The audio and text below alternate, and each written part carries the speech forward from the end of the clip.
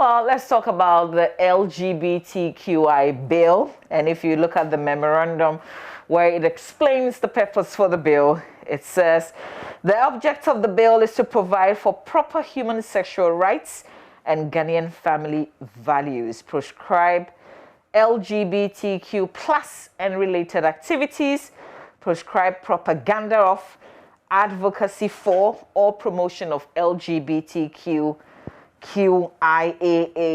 plus and related activities, provide for the protection of and support for children, persons who are victims or accused of LGBTQI plus and related activities, and other persons and related matters. I'm sure you know the background of this is a private member's bill that's being pushed to Parliament. It hasn't formally found its way to Parliament yet, but hopefully in the coming days it will. But already there are many people who've been having their say on this. Monitoring has been Reverend Dr. Kwabena Oponing Frimpong, former General Secretary of the Christian Council of Ghana, but now Executive Director, Alliance for Christian Advocacy Africa. Very good morning to you, sir. Thank you very much for your time. I think this is what a lot of people were looking forward to. Some documents that will put all the issues together to clarify this matter and I guess to set the record straight. But you've been monitoring the concerns that have been coming in after this bill was made public. So let's hear what you have to say on the back of what has been raised. Good morning, Mama V, and thanks for the opportunity. And must say that we must congratulate our members of Parliament, the Speaker, and all those who have made this effort. The bill is just a reflection of concern, national concern, Ghanaian concern. It's a representative consciousness of this nation. Even though we have had some individuals who have sponsored the bill, starting from Professor Mills, he gave the national assurance it will never happen. We have heard it from former Speaker of Parliament, Michael Quay, and our current president. How many times he has given verbal assurance it will never happen. But Ghanaians were calling for a legal framework, structures that will protect family values and sanctity of marriage. And it seems to me that is what this bill seeks to assure us. Yes, like you said, Mama V, there are concerns. What I have heard strongly is the sanction, the punishment attached. But that is why the issue is before Parliament.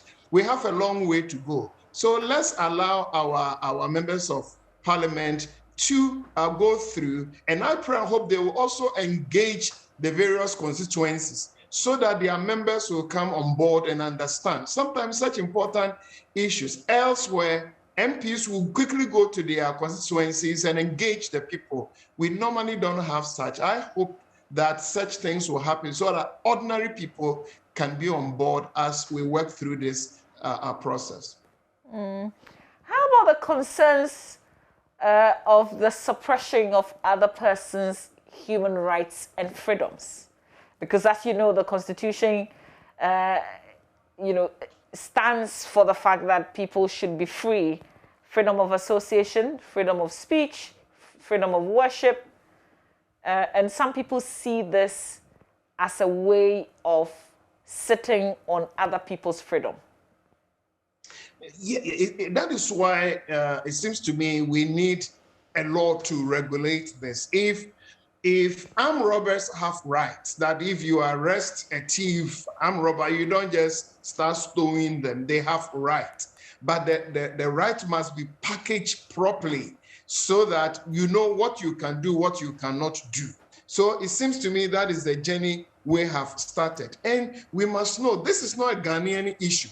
Now elsewhere in some European countries, some European Union countries are also enacting laws to protect children that don't do LGBT conversation in academic institutions, in schools, because we want to protect our children. So this is happening in some European Union countries. Even in the US, some states are also working on laws for transgender women, men who have become women who want to do athletic sports with women. Now we are having Olympic Games, and now you have transgender men who want to compete with women. And these are all human rights issues. So we need a broader perspective on the subject. So the mere fact that somebody walks to me and say that this is my human right. Now, when I travel and I want washroom, I also want washroom that suggests to me I'm entering into a male or female washroom. Now, people are not sure, because a male feel that he or she is a woman and entering into a female space. So human rights should not just be so parochial that one person says that I feel queer, I'm a human, but I'm not human. I've only been arrested. I'm 40 years, but I feel like I'm a baby. Treat me as such. Now you find people, human beings, who feel that they are dogs, and they go to shopping malls with chains around their waist, behaving, barking like dogs. Now, while you have your human right, you must also know that sanctity of society must be protected. So I agree with you, Mama V, but that is why we need legal framework to protect human rights, not only individuals' right, but the collective right of societies. Well, why also punish someone for advocating or pushing for what they also believe in? Because there's a portion of this bill that seeks to do exactly that, so that you can't even advocate. It's not as simple as that. Now, elsewhere, we haven't seen that in this country. Recently, Methodist Church in UK met in London. If you want to insist that this is somebody's right. And now Methodist Church is splitting.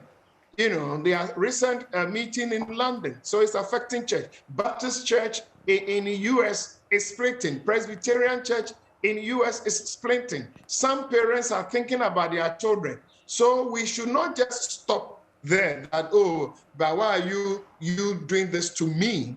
What we are in a society, if we don't protect other people, what start as just one person on the individual will end up, even those of us in church. Now you go to church, in fact, somewhere in the US, people who are baking cakes, selling flowers. Now, to sell or not to sell is an issue. If you decide that you won't bake a wedding cake for, say, same-sex couples, you are in trouble. You are going to jail.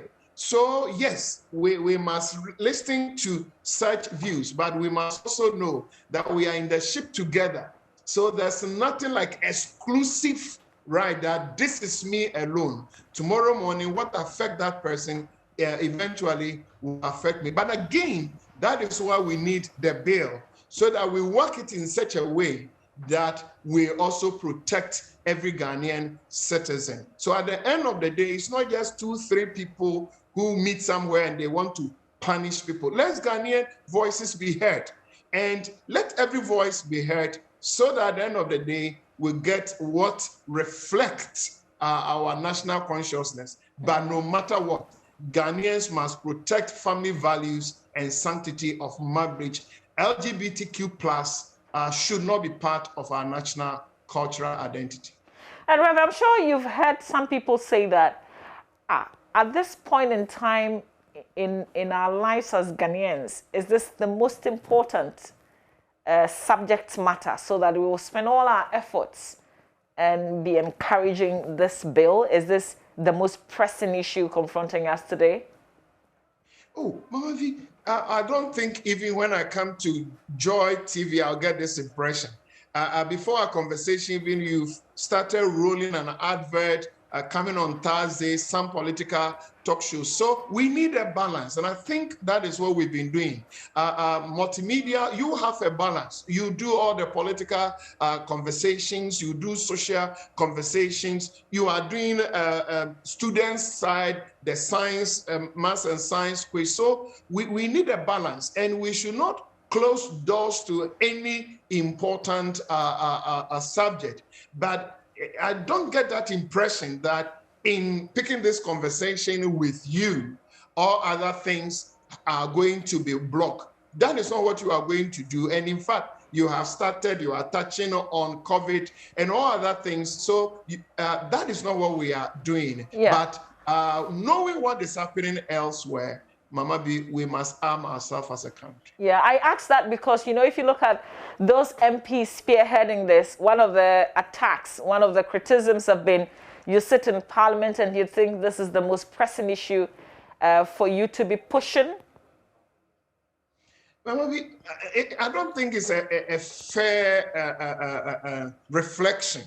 You know, if you look at this year, Parliament, and they are doing very well. So many things have gone on. So if somebody takes that position, maybe the person may have his or her own interest, but there are other things going on. And I may be using your platform also to plead with the sponsors of the bill that they should not position themselves for unnecessary attacks.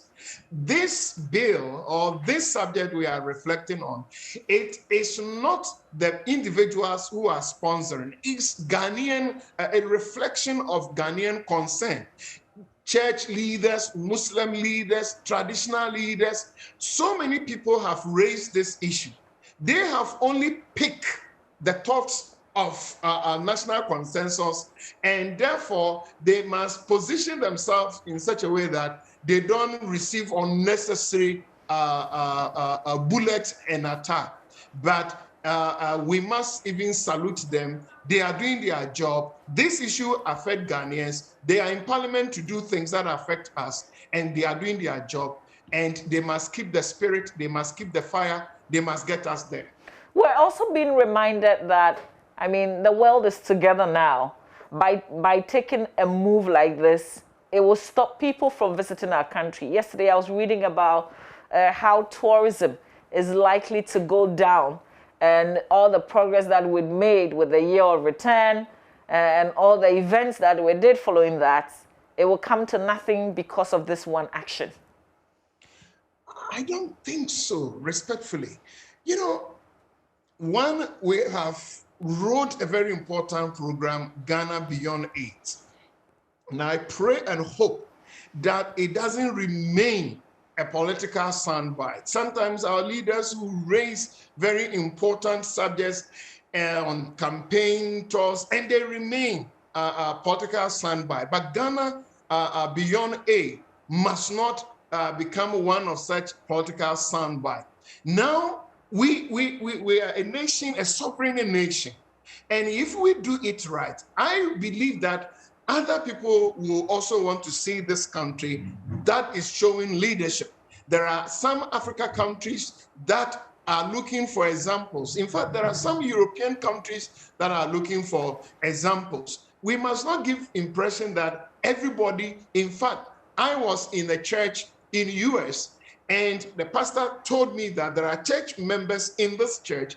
If they find a pastor who is into same-sex and administering communion, none of the members will walk forward to pick it. So we must not give impression that we've reached a point that the whole world, we have all accepted it. It's not a true reflection, not even in the US, not even in European Union and in Europe. So we can even stand tall that this is a sovereign nation that knows what is good for us, and we push for it as we have in our national anthem, that God help us to resist such rules. So who knows, other nations that one day will follow our example. So yes, we may lose some, but we may also equally win some.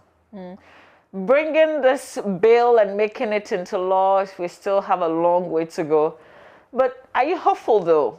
that this will become law eventually?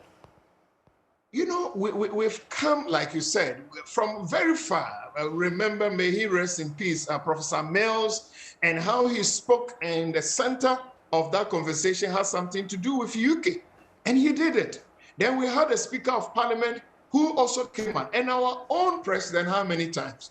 You know, so we are getting there. I pray and hope that Ghanaians will rally behind our leaders, and this journey also will remain non-partisan. Normally, when things become MPP and DC for us in this country, it becomes difficult to move it forward. And this group we are talking about, Mama V, you may know they are very powerful, they are very influential, and there are real heavyweights, diplomats, and all that. And that is what we need to fight against, because it's not going to be an easy fight, knowing what they've been able to do elsewhere in other countries, even in other, you know, European and elsewhere. But we must win this fight, not for today, but for those who will come after us. Sanctity of marriage, Ghanaian marriage, must be protected. Family values must be protected, and the time is now. Just finally, is it an issue that this is not spearheaded by the executive, but private persons? In fact, our president has not given us any impression that will want me to be worried in any way that the executive may one day want to distance themselves, because it seems to me, even if private people have not done it, it might have equally come from the president. I have that impression. So for now, I don't have any reason to believe that His Excellency Nanado or his vice will ever distance themselves from this journey. That would be a serious disappointment. I don't think so. All right, well, we wait to see when it formally enters Parliament and the conversation and petitions begin to trickle in. For now, though, Reverend Dr. Kwabena Opunifrimpo, I thank you for your time. Thank you for joining me. Grateful. And he is the Executive Director, Alliance for Christian Advocacy Africa. The conversation continues on all other platforms on social media. Right now, though, here on our show, on the AM show,